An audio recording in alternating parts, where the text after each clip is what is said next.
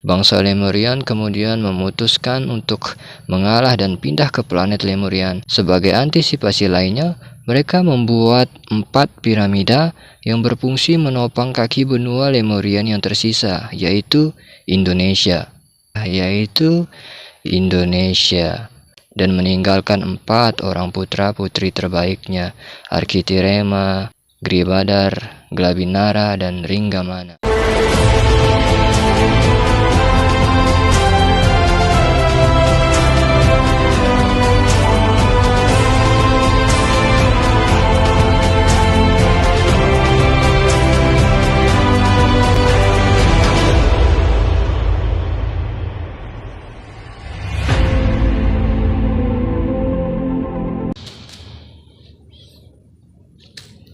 Bismillahirrahmanirrahim.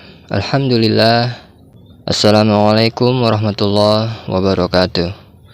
Akhirnya episode pertama dari awal perjalanan menuju One Piece di dunia nyata telah mempertemukan kita.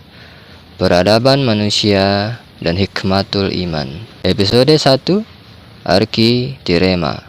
Sebagai benang merah dari masa lalu dan masa kini, kenapa Arkitirema menjadi benang merah sejarah? Karena sejarah yang kita kenal sekarang hanyalah sejarah yang ditulis oleh pemenang perang. Akibatnya, kebenaran yang sebenarnya itu nyaris samar dan terkubur. Namun Al-Quran, di tengah kekacauan sejarah ini, harus tetap menjadi rujukan utama. Dia bukan hanya kitab ibadah. Al-Quran adalah kumpulan ilmu pengetahuan, salah satunya sejarah. Sekaligus di dalamnya terdapat kunci di mana One Piece itu berada. Penasaran? Saya harap teman-teman menikmati sedikit demi sedikit ucapan yang keluar dari lisan saya. Sejarah yang tidak netral. Sejarah tidak lepas dari pengaruh kepentingan manusia yang menuliskannya. Tidak jarang manusia ingin menjadi bagian dari sejarah itu. Sejarah masa lampau, mencatatnya sesuai dengan versi mereka. Tidak jarang pula muncul orang-orang kritis yang mencoba menulis ulang. Pada akhirnya, sejarah menjadi sesuatu yang terus diperdebatkan antar manusia. Namun demikian, bahkan dari Al-Quran lah manusia seharusnya mulai mempelajari dan mengkaji sejarah.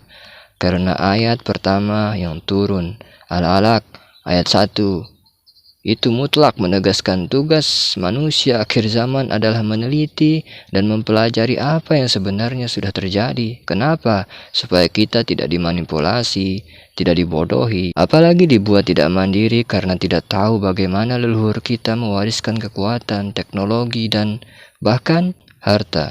Tapi apa yang terjadi? Islam yang kita kenal sekarang adalah Islam sebatas dalil dan syariat. Padahal Allah memerintahkan kita supaya masuk ke agama ini secara kafah. Kenapa? Karena ada wujud nyata yang ditakuti oleh mereka di singgasana kosong terhadap kebangkitan agama ini nanti. Apa itu? One Piece. Masuk ke Arkitirema. Tema utama kita, Arkitirema, adalah kisah tentang sejarah peradaban manusia. Namanya memang tidak tersebut dalam jajaran para rasul yang disebut dalam Al-Quran, namun kisah hidupnya menjadi benang penghubung. Benang yang menghubungkan sejarah peradaban masa lalu dengan masa kini. Dengan mengenal Arkitirema, kita memperoleh pembelajaran yang utuh. Apa itu? Yang pertama, dari kisah Nabi Adam atau Nabi Adam alaihissalam hingga Nabi Muhammad SAW. Kemudian memahami konsep manusia sebagai khalifah fil ard, memahami benang merah masa lalu hingga konteks kekinian bangsa Indonesia, dan memahami esensi dan jati diri kehidupan manusia secara umum. Kisah ini membuat kita paham mengenai sejarah Islam itu sendiri, teman-teman. Ajaran-ajaran dan nilai-nilai yang terkandung di dalamnya selaras dengan nilai-nilai keislaman. Kenapa bisa begitu? Saya akan lanjutkan. Siapa Arkitirema dan bangsa Lemurian? Arkitirema adalah seorang keturunan bangsa Lemurian yang paling cerdas dan kuat. Dengan kecerdasannya, ia membawa misi mengajarkan ajaran yang di zaman sekarang itu disebut sebagai tasawuf. Tasawuf adalah praktik dari rukun ihsan, sementara kebanyakan muslim berhenti pada syariat. Inilah yang membuat kita terus berperang dingin satu sama lain di media sosial. Para tokoh agama meributi perkara dalil, saling serang, seakan musuh mereka adalah sesama muslim sendiri, padahal yang dibahas masihlah kulit, bukan inti Islam itu sendiri. Di zaman Adam atau Nabi Adam alaihi salam, tasawuf dalam sholat memiliki simbol Wisnu. Setiap hurufnya menggambarkan makna dari setiap gerakan sholat yang menjadi simbol energi. Ini ajaran yang diajarkan Allah Subhanahu wa Ta'ala kepada Adam, para nabi dan rasul, hingga akhirnya disempurnakan oleh Nabi Muhammad Sallallahu Alaihi Wasallam. Mulai dari huruf yang pertama, W, yang artinya waskita. Simbolnya tangan kanan di dada dan tangan kiri di perut.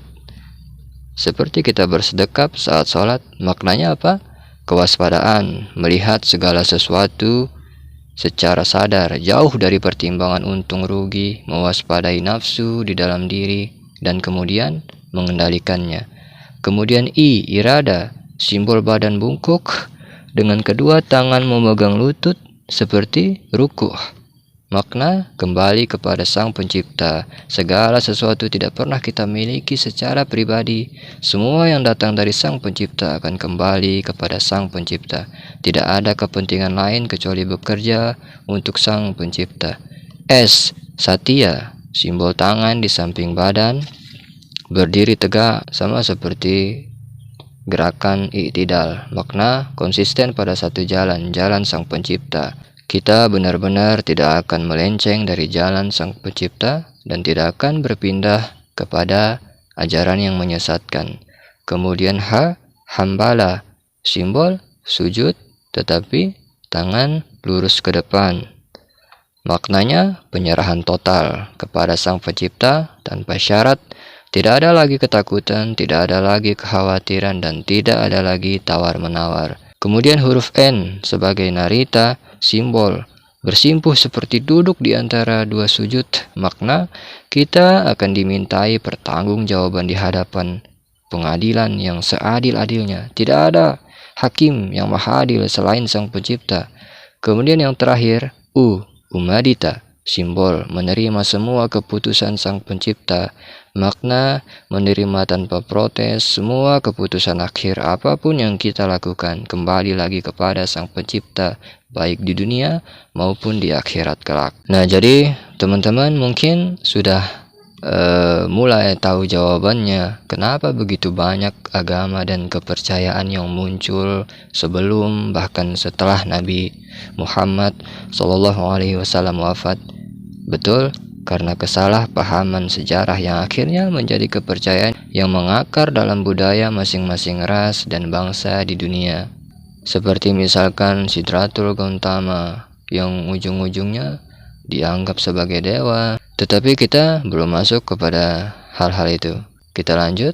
Nah, tadi makanya tidak heran Al-Quran seperti rangkuman. Kita disuruh mencari tahu kode-kodenya, Isinya tidak seperti kitab agama lain yang dibawa nabi-nabi pertengahan, Zabur, Taurat, kemudian Injil. Kemudian semua itu berubah model pemahamannya menjadi kitab-kitab agama Hindu, Buddha, Kristen.